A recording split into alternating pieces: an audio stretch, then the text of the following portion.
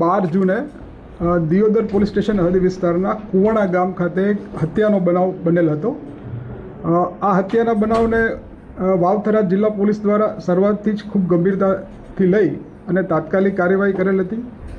તમામ ટીમો, સ્થાનિક પોલીસ અને ઉચ્ચ અધિકારીઓએ બનાવ સ્થળની વિઝિટ કરી બનાવની પ્રાથમિક વિગત અનુસંધાને તપાસ હાથ ધરી હતી।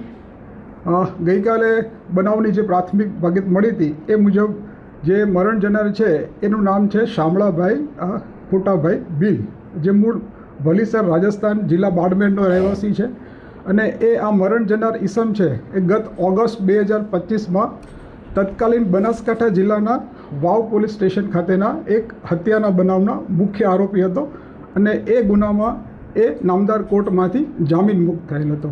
આ ઈસમની હત્યામાં જે પ્રાથમિક સીસીટીવી ફૂટેજ આધારે જે માહિતી મળી હતી એ માહિતી મુજબ ગુનામાં સંડોવાયેલા મુખ્ય 3 આરોપીઓ કે જે સીસીટીવી ફૂટેજમાં પણ જોઈ શકાય છે એ ત્રણેય આરોપીઓમાં કિરણભાઈ સુજાજી ગોહિલ, બીજા છે શિવાજી પબાજી ગોહિલ અને મહેશભાઈ રામસિંહભાઈ ગોહિલ।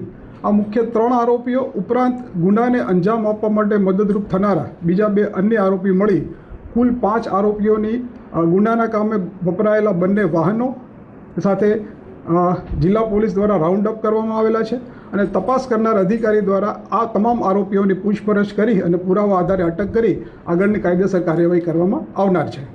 આ હાલમાં જે મરણ જનાર વ્યક્તિ છે એ આશરે લગભગ એપ્રિલ 2026થી જામીન મુક્ત થયેલા હતા, એટલે લગભગ 2-1 મહિનાથી આ લોકો પૂર્વ તૈયારી કરેલ હોવાનું પ્રાથમિક વિગતે જાણવા મળેલ છે અને હત્યાનું મુખ્ય કારણ કે જે આ મરણ જનાર વ્યક્તિ છે એ અગાઉ પોતે હત્યાના ગુનામાં સંડોવાયેલ હોય અને એ દાજ રાખી અને આ ગુનાને અંજામ આપેલ હોવાનું પ્રાથમિક દ્રષ્ટિએ જણાઈ આવે છે। હાલના જે 5 આરોપીઓ છે એ પૈકી માત્ર એક જે કિરણ સુજાજી ગોહિલ છે એના વિરુદ્ધ એક 324 આઈપીસી 324 મુજબનો વર્ષ 2022માં ગુનો નોંધાયેલ છે। અન્યથા પકડાયેલા કોઈપણ આરોપીઓનો ગુનાહિત ઇતિહાસ અત્યારની સ્થિતિએ નથી।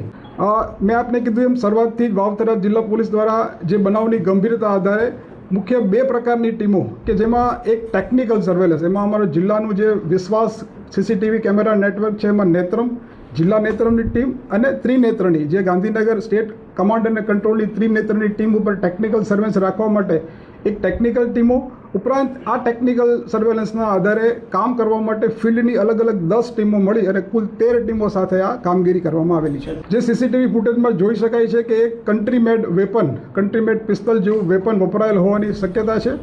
FSL દ્વારા જે બનાવ સ્થળનું પંચનામું કરવામાં આવેલું છે એ પંચનામા દરમિયાન પણ જગ્યા પરથી આપણને 2 કાર્ટ્રીજ મળેલા છે, એટલે 2 ફાયરિંગ થયેલ હોવાનું પ્રાથમિક દ્રષ્ટિએ અનુમાન છે।